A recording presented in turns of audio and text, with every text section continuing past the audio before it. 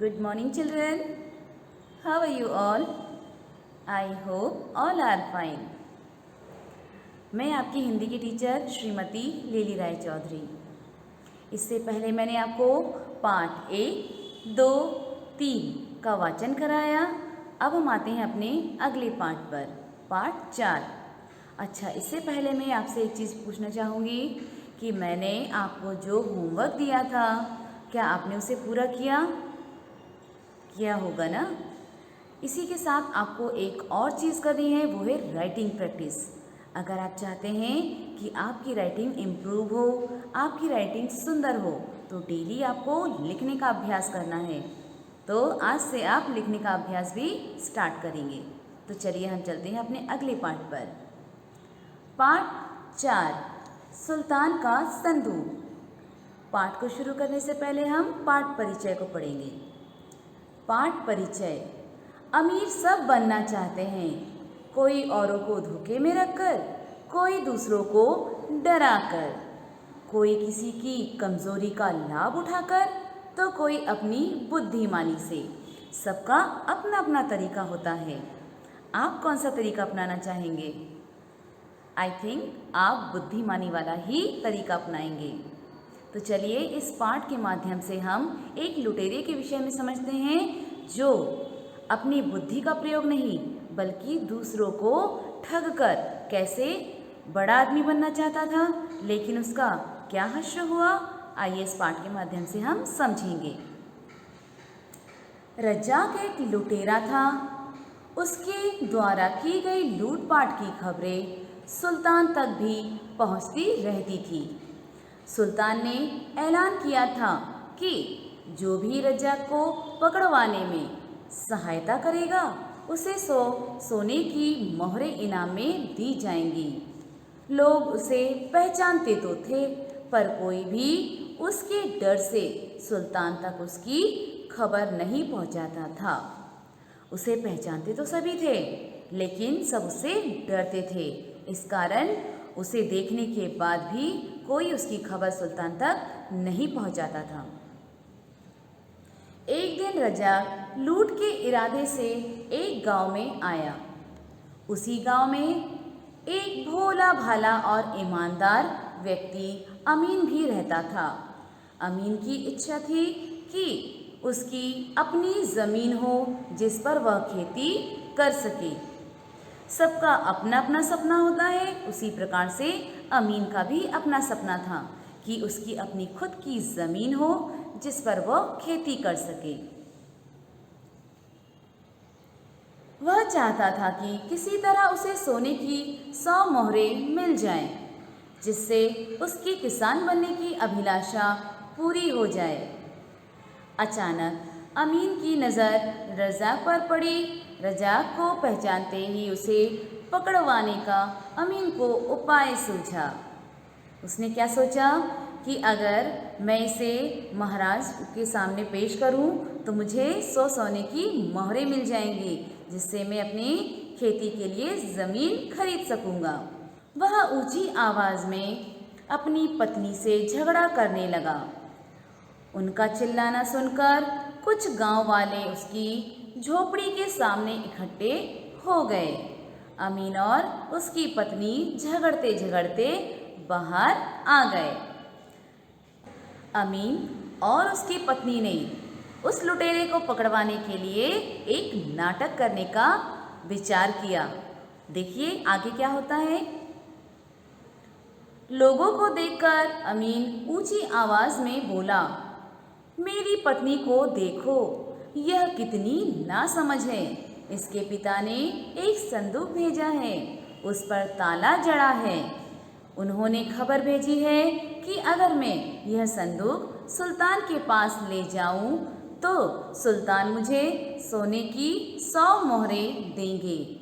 लेकिन मेरी पत्नी है कि मुझे यह संदूक सुल्तान के पास ले जाने नहीं देती। दोनों ने नाटक करते हुए किसको सुनाने की कोशिश की? उस लुटेरे को। अमीन की पत्नी भी सबको सुनाते हुए बोली, मैं नासमझ नहीं हूँ, बल्कि मेरे पिता और पति समझ है। संदूक में केवल कागज का एक टुकड़ा है। भला आप लोग ही बताइए, कागज के एक टुकड़े के बदले में कोई सुल्तान सोने की मोहरें देगा? मैं अपने पति का सबके सामने मजाक बनते नहीं देख सकती। अमीन की पत्नी को क्या लगा कि एक कागज के टुकड़े के बदले में सुल्तान सोने की 100 मोहरें कैसे दे सकता है, और अगर मेरे पति इस संदूक को लेकर राजा के दरबार जाए तो फिर उनकी हंसी उड़ेगी, उनका मजाक बनेगा। इसलिए उसे जाने के लिए मना कर दिया। यह कहकर वह झोपड़ी के अंदर चली गई। अमीन भी गुस्से में उसके पीछे जाते हुए बोला, मैं भी देखता हूँ कि तुम मुझे जाने से कैसे रोकती हो। दोनों नाटक करने लगे ताकि वह लुटेरा अच्छी तरह से उसकी जाल में फंस जाए। उनकी बातें सुनकर सारे गांव वाले ताला जड़े संदूक के बारे में बात करने लगे। ये सब बातें लुटेरा रज्जाक भी छिपकर सुन रहा था। उसने सोचा, यदि उस संदूक को अमीन के घर से चुराकर सुल्तान के पास पहुंचा दिया जाए तो वो मोहरें मुझे मिल सकती हैं। अब उसका दिमाग, उसकी बुद्धि तो बस इतना ही काम कर रही थी कि बिना मेहनत के अगर कोई चीज़ मुझे मिल जाए। लेकिन बिना मेहनत की कोई चीज़ कभी नहीं मिलती है। बुद्धि के बल से हम जो काम करते हैं हमेशा उसमें सफल होते हैं, और दूसरों को धोखा देने से हमेशा हमें निराशा ही हाथ लगती है। तभी उसने देखा कि अमीन लकड़ी का एक संदूक सिर पर उठाकर सुल्तान के महल की ओर जा रहा है। रज्जाक को और क्या चाहिए था, वह उसके पीछे हो लिया। रज्जाक को तो ऐसे ही अवसर की आवश्यकता थी, किसी तरह से वो उस संदूक को हासिल कर सके। अमीन गांव की पगडंडी से निकलकर महल की ओर जाने वाले रास्ते पर पहुंचा। रज्जाक भी उसका पीछा करने लगा। कुछ आगे जाने पर एक निर्जन स्थान देखकर रज्जाक ने अमीन के सिर पर वार किया। निर्जन स्थान अर्थात सुनसान जगह। उसे तो ऐसी ही जगह की तलाश थी जहाँ वो उस पर वार कर सके और उससे वह संदूक छुड़ा सके। अमीन बेहोश होकर गिर पड़ा। रज्जाक संदूक लेकर तेज कदमों से महल की ओर चल पड़ा। वह मन ही मन खुश हो रहा था कि सुल्तान उसे 100 सोने की मोहरें देंगे। उसने सोचा कि अब ये संदूक तो मेरे हाथ आ गई है। अब मैं इसे लेकर जब सुल्तान को दूंगा तो सुल्तान मुझे खुश होकर सोने की 100 मोहरें देंगे। इसी बीच अमीन को होश आ गया और वह भी तेज कदमों से सुल्तान के महल की ओर चल पड़ा। रज्जाक ने महल में पहुंचकर सुल्तान को संदूक भेंट किया। सुल्तान ने संदूक खुलवाकर उसमें रखे कागज के टुकड़े को उठाकर पढ़ा। उसमें लिखा था, हमारे माननीय सुल्तान, यह आदमी जो आपके पास लकड़ी का संदूक लेकर आया है कुख्यात लुटेरा रज्जाक है। सब इससे डरते हैं, इसलिए इसके विषय में कोई कुछ बता नहीं पाता। आप इसे पकड़ ले। रज्जाक ने अपनी बुद्धिमानी, अपनी होशियारी से एक नाटक रचा जिसमें वह लुटेरा फंस गया। सुल्तान ने पत्र पढ़ते ही रज्जाक को बंदी बनाने का आदेश दिया। उसी समय अमीन भी वहां पहुंच गया और उसने सुल्तान को बताया कि रज्जाक को पकड़वाने की यह योजना उसने और उसकी पत्नी ने मिलकर बनाई थी। अमीन और उसकी पत्नी ने जो योजना बनाई उसमें वो दोनों सफल हुए। यह सुनकर सुल्तान बहुत प्रसन्न हुए। उन्होंने 100 सोने की मोहरों के साथ उसे और भी बहुत से इनाम दिए। अमीन खुश था कि अब उसका खेती करने का सपना पूरा हो जाएगा। इस कहानी से हमें यह शिक्षा मिलती है कि अगर हम बड़ा आदमी बनना चाहते हैं, अमीर बनना चाहते हैं, तो उसके लिए अपने बुद्धि का प्रयोग करना चाहिए, हमें मेहनत करना चाहिए, ना कि किसी दूसरे को ठगकर या धोखे में रखकर या डराकर। तो आप कुछ ऐसा करेंगे नहीं ना? हमेशा बुद्धि से ही काम लेंगे। अर्थ का मतलब होता है शब्दों के अर्थ। इसमें हम पहला शब्द पढ़ेंगे। पहला शब्द है लुटेरा। लुटेरा का अर्थ होता है लूटपाट करने वाला। सुल्तान, राजा, बादशाह। सुल्तान का अर्थ राजा या बादशाह। ऐलान, घोषणा। ऐलान का अर्थ घोषणा। मोहर, मुद्रा, सिक्का। मोहर, मुद्रा या सिक्का। अभिलाषा, इच्छा। अमीन की अभिलाषा क्या थी? कि वह अपने ज़मीन पर खेती करे। तो अभिलाषा का अर्थ है इच्छा। पगडंडी अर्थात कच्चा रास्ता। निर्जन, सुनसान। निर्जन अर्थात सुनसान। वार, हमला। वार अर्थात हमला। माननीय, सम्मान के योग्य। माननीय अर्थात सम्मान के योग्य। कुख्यात, बदनाम। कुख्यात, बदनाम। आइए हम आते हैं अगले प्रश्न पर। प्रश्नों के उत्तर दीजिए। पहला प्रश्न है रज्जाक कौन था?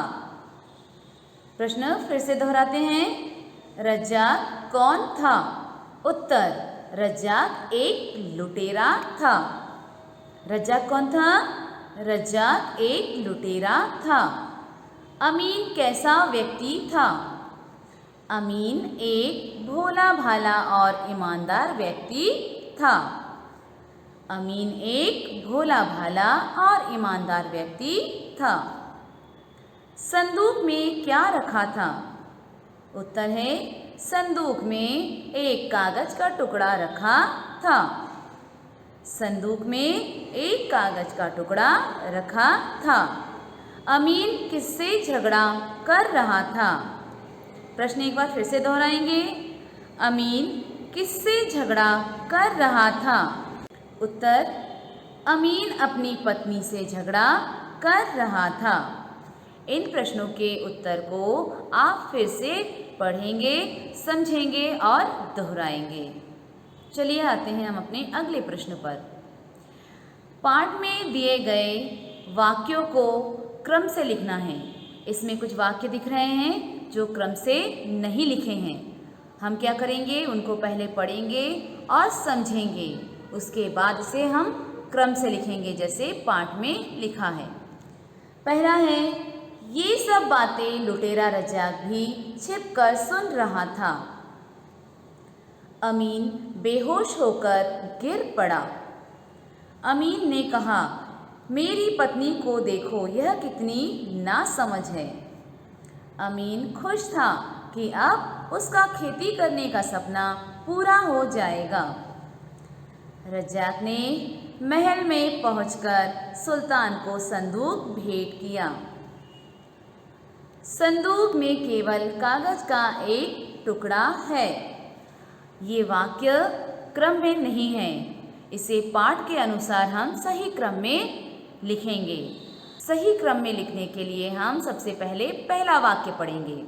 इसमें पहला वाक्य है, अमीन ने कहा, मेरी पत्नी को देखो, यह कितनी नासमझ है। पाठ के अनुसार यह पहला वाक्य है। इसे फिर से दोहराते हैं। अमीन ने कहा, मेरी पत्नी को देखो, यह कितनी नासमझ है। यह पहला वाक्य है। दूसरा वाक्य है, संदूक में केवल कागज का एक टुकड़ा है। संदूक में केवल कागज का एक टुकड़ा है। दूसरा वाक्य है, संदूक में केवल कागज का एक टुकड़ा है। फिर से दोहराते हैं, संदूक में केवल कागज का एक टुकड़ा है।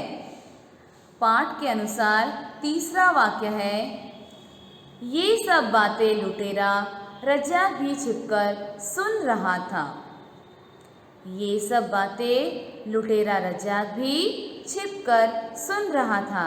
यह तीसरा वाक्य है। चौथा वाक्य, अमीन बेहोश होकर गिर पड़ा। अमीन बेहोश होकर गिर पड़ा। ये कौन सा वाक्य है? चौथा वाक्य। पांचवा वाक्य, रज्जाक ने महल में पहुंचकर सुल्तान को संदूक भेंट किया। रज्जाक ने महल में पहुंचकर सुल्तान को संदूक भेंट किया। और छठवां वाक्य है, अमीन खुश था कि अब उसका खेती करने का सपना पूरा हो जाएगा। अमीन खुश था कि अब उसका खेती करने का सपना पूरा हो जाएगा। पाठ के अनुसार हमने इसे क्रम से लिखा है। पहला, दूसरा, तीसरा, चौथा, पांचवा और छठवां नंबर देखकर सही क्रम में अपने रफ कॉपी में लिखेंगे। चलिए आते हैं अपने अगले प्रश्न पर। अगला प्रश्न है, उत्तर लिखिए। पहला प्रश्न है, सुल्तान ने क्या ऐलान किया? पर प्रश्न को फिर से दोहराते हैं, सुल्तान ने क्या ऐलान किया? उत्तर है, सुल्तान ने यह ऐलान किया था कि जो भी रज्जाक को पकड़वाने में सहायता करेगा उसे 100 सोने की मोहरें इनाम में दी जाएंगी। दूसरा प्रश्न है, अमीन का पीछा कौन कर रहा था और क्यों? उत्तर है, अमीन का पीछा रज्जाक कर रहा था क्योंकि वह संदूक सुल्तान को देना चाहता था। फिर से इसको दोहराते हैं, अमीन का पीछा रज्जाक कर रहा था क्योंकि वह संदूक सुल्तान को देना चाहता था। वह चाहता था कि यह संदूक मैं सुल्तान तक पहुंचाऊं तो मुझे सोने की 100 मोहरें मिल जाएंगी। अगला प्रश्न है, रज्जाक मन ही मन खुश क्यों हो रहा था? उत्तर है, रज्जाक मन ही मन खुश हो रहा था कि सुल्तान उसे 100 सोने की मोहरें देंगे। उसने मन में क्या विचार किया था कि अगर मैं सुल्तान तक वह संदूक पहुंचा दूं तो ये सोने की 100 मोहरें मुझे ही मिलेंगी। संदूक में रखे कागज के टुकड़े पर क्या लिखा था? संदूक में रखे कागज के टुकड़े पर क्या लिखा था? उत्तर है, संदूक में रखे कागज के टुकड़े पर लिखा था, जो आदमी संदूक लेकर आया है वह आदमी कुख्यात लुटेरा रज्जाक है, उसे बंदी बना लीजिए। इस उत्तर को फिर से दोहराते हैं, संदूक में रखे कागज के टुकड़े पर लिखा था, जो आदमी संदूक लेकर आया है वह आदमी कुख्यात लुटेरा रज्जाक है, उसे बंदी बना लीजिए। और महाराज ने उस चिट्ठी को पढ़ते ही रज्जाक को बंदी बना लिया। पाठ में दिए गए सभी प्रश्नों के उत्तर को आप अच्छे से पढ़ेंगे और उसका बार बार दोहराव करेंगे। आगे हम देखते हैं, अगला प्रश्न है, लिखो और बोलो। बच्चों, हम क्या बोलते हैं, हम क्या पढ़ते हैं और हम क्या सुनते हैं, इसका सही सही उच्चारण होना बहुत ज़रूरी है। अगर हम सही उच्चारण करेंगे तो हम सही सुनेंगे और सही पढ़ेंगे। इसलिए हमेशा उच्चारण सही होना चाहिए। यहाँ कुछ शब्द दिए हैं, हम उसका उच्चारण करेंगे। पहला शब्द है र, आधा ज, जामिया की मात्रा जा और क। ये कौन सा शब्द हुआ? रज्जाक। दूसरा शब्द है स में छोटा ऊ की मात्रा सु, ल, ता में आ की मात्रा ता और न। क्या हुआ ये शब्द? सुल्तान। तीसरा शब्द है आधा व, य, आधा क, उसमें छोटी की मात्रा और त। ये क्या हो गया? व्यक्ति। अगला शब्द है च में छोटी की मात्रा ची, आधा ल, ला में आ की मात्रा, ना में आ की मात्रा। क्या हुआ ये? चिल्लाना। एक बार फिर से इसको दोहराएं। रज्जाक, सुल्तान, व्यक्ति, चिल्लाना। इसका बार बार दोहराव करिए तो आपको अच्छे से उच्चारण करना आ जाएगा। अगला प्रश्न है भाषा बोध। यहाँ कुछ शब्द दिए हैं, उनमें अम की बिंदी और चंद्र बिंदु लगाकर उसे सही शब्द बनाना है, अर्थात सार्थक शब्द बनाना है। जैसे पहला शब्द है र और ग, इसमें हम अम की बिंदी लगाएंगे। र में अम की बिंदी और ग, क्या हो गया ये?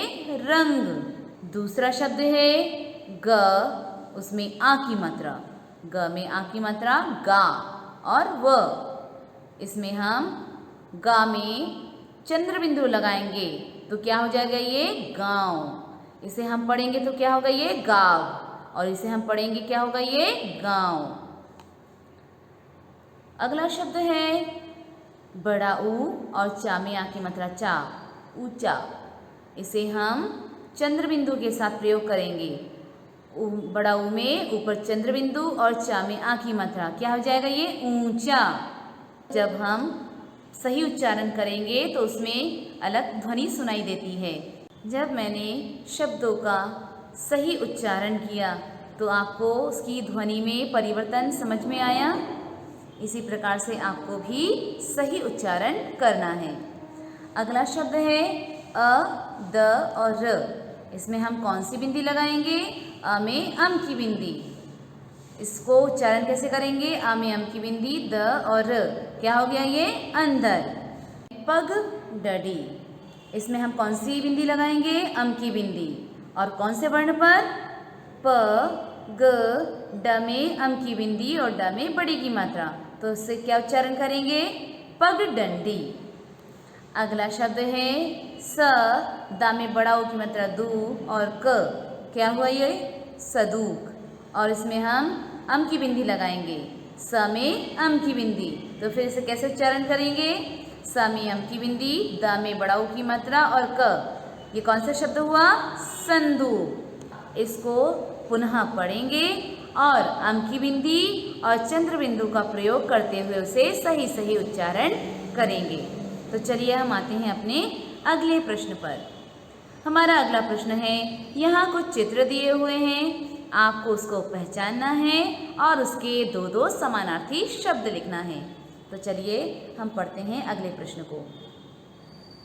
चित्रों को पहचानिए और उनके लिए दो दो समानार्थी शब्द लिखिए। ये कौन सा चित्र है? इनाम। क्या लिखा है यहाँ पर? इनाम। इनाम का एक और समानार्थी शब्द क्या है? इनाम का एक और समानार्थी शब्द क्या है? पुरस्कार। क्या है ये? पुरस्कार। ये कौन सा चित्र है? उपहार का। कौन सा चित्र है ये? उपहार। इसका एक और समानार्थी शब्द है भेंट। उपहार या भेंट। ये कौन सा चित्र है? खत या पत्र। खत या पत्र। अगला चित्र देखिए, संदूक या पेटी। संदूक या पेटी। इसमें दिए गए चित्र को अच्छे से पहचान कर और उसके समानार्थी शब्द को अच्छे से याद करना है। हम आते हैं अपने अगले प्रश्न पर। प्रत्येक शब्द में आया संयुक्ताक्षर अलग कीजिए। इस संयुक्ताक्षर से बनने वाला नया शब्द लिखिए। पहले हम शब्दों से संयुक्ताक्षर को अलग करेंगे, उसके बाद उसे नए शब्द बनाएंगे। पहला शब्द है गुस्सा। क्या लिखा है यहाँ पर? गुस्सा। इसमें से हम संयुक्ताक्षर को अलग करेंगे तो आधा स और पूरा स, और इसे नए शब्द में प्रयोग करेंगे तो क्या लिखेंगे हम? र आधा स, सा में बड़ी की मात्रा सी, रस्सी। ल आधा स, सा में बड़ी की मात्रा सी, लस्सी। रस्सी और लस्सी, ये हमने नया शब्द बनाया। इसके बाद दूसरा शब्द है इकट्ठा। इसमें हमने संयुक्ताक्षर को अलग किया, आधा ट और ठ। इससे हमने नया शब्द क्या बनाया है? देखिए, ल आधा ट, ठ में आ की मात्रा ठा, लट्ठा। म आधा ट, ठा में आ की मात्रा ठा, लट्ठा, लट्ठा। म आधा ट और ठा में आ की मात्रा ठा, मट्ठा, लट्ठा और मट्ठा।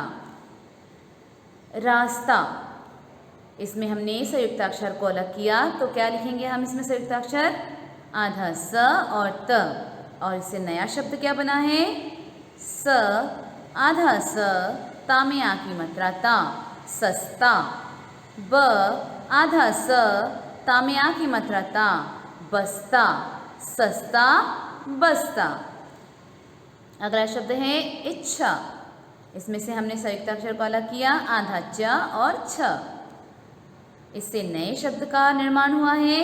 कौन सा ये नया शब्द हम पढ़ेंगे? म आधा च, छ और र, मच्छर। अ आधा च, छा में आ की मात्रा छा, अच्छा, मच्छर और अच्छा। आप इन संयुक्ताक्षरों से नए शब्द बनाएंगे और रफ कॉपी में लिखकर इसका अभ्यास करेंगे। चलिए हम आते हैं अपने अगले प्रश्न पर।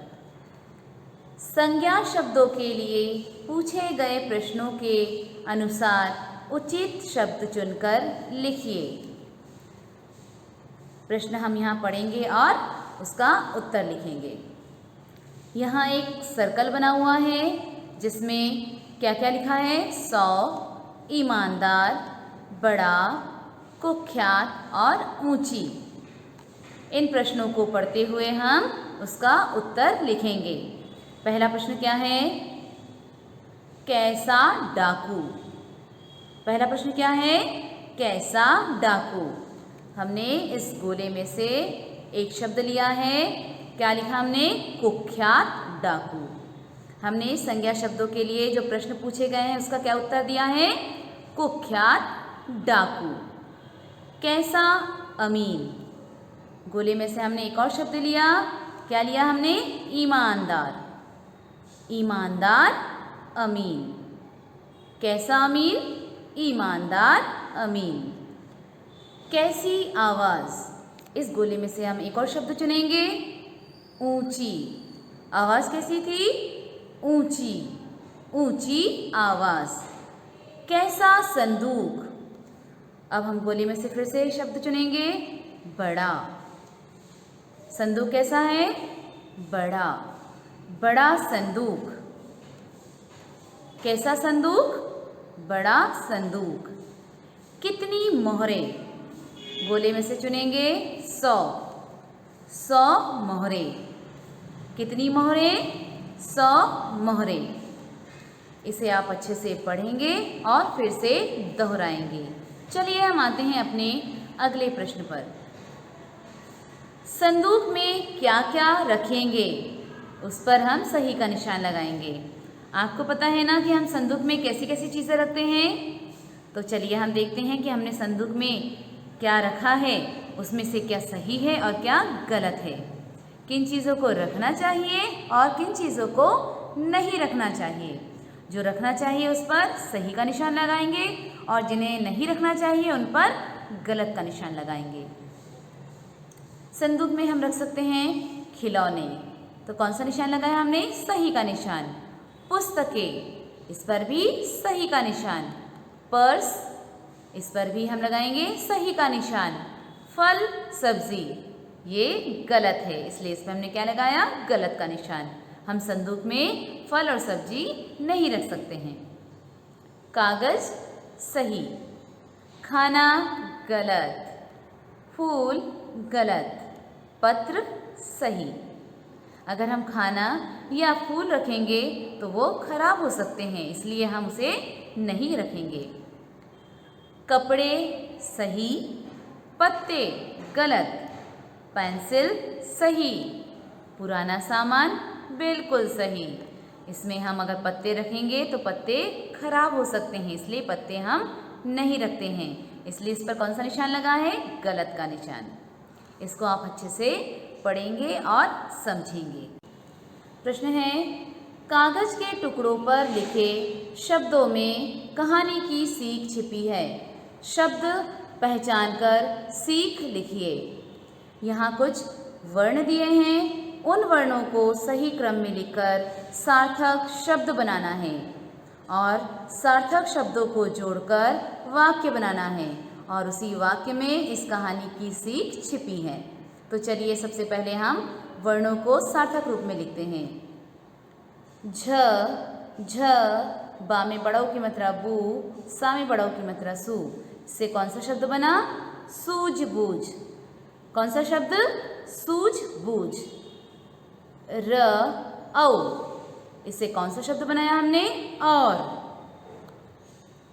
स, झ, रा में बड़ी की मात्रा री, दा में आ की मात्रा दा और म। इससे हमने कौन सा सार्थक शब्द बनाया है?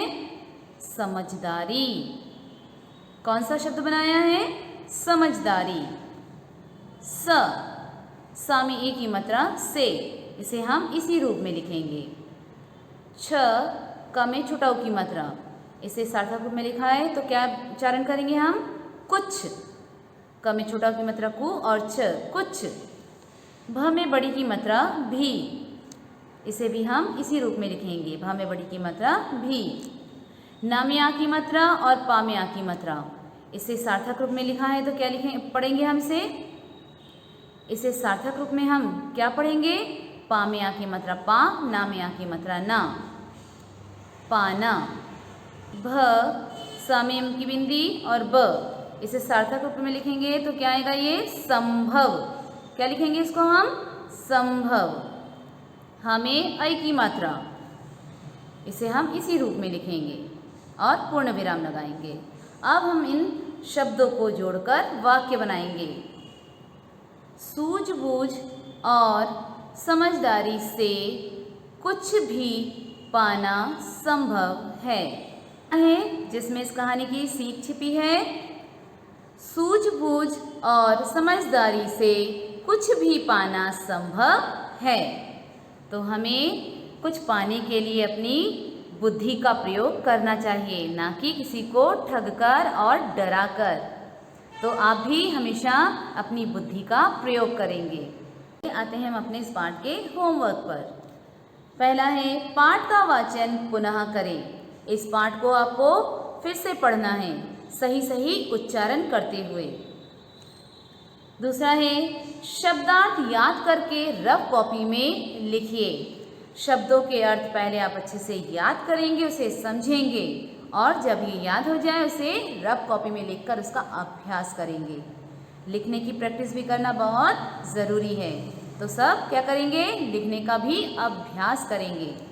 तीसरा है, प्रश्नों के उत्तर याद करके रफ कॉपी में लिखने का अभ्यास करें। आप प्रश्नों के उत्तर को बार बार दोहराएंगे, बार बार पढ़ेंगे तो वो आपको बहुत अच्छे से याद हो जाएगा और याद करने के बाद उसे रफ कॉपी में लिखकर अभ्यास करेंगे।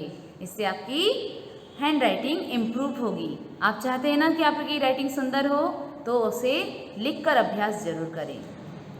चौथा है, पाठ में दिए गए अभ्यास का दोहराव करें। इस पाठ में जितनी एक्सरसाइज दी गई है उसे आप अच्छे से पढ़ेंगे, समझेंगे और उसका बार बार दोहराव करेंगे। यदि आप बार बार दोहराएंगे तो वो चीज़ आपको हमेशा याद रहेगी।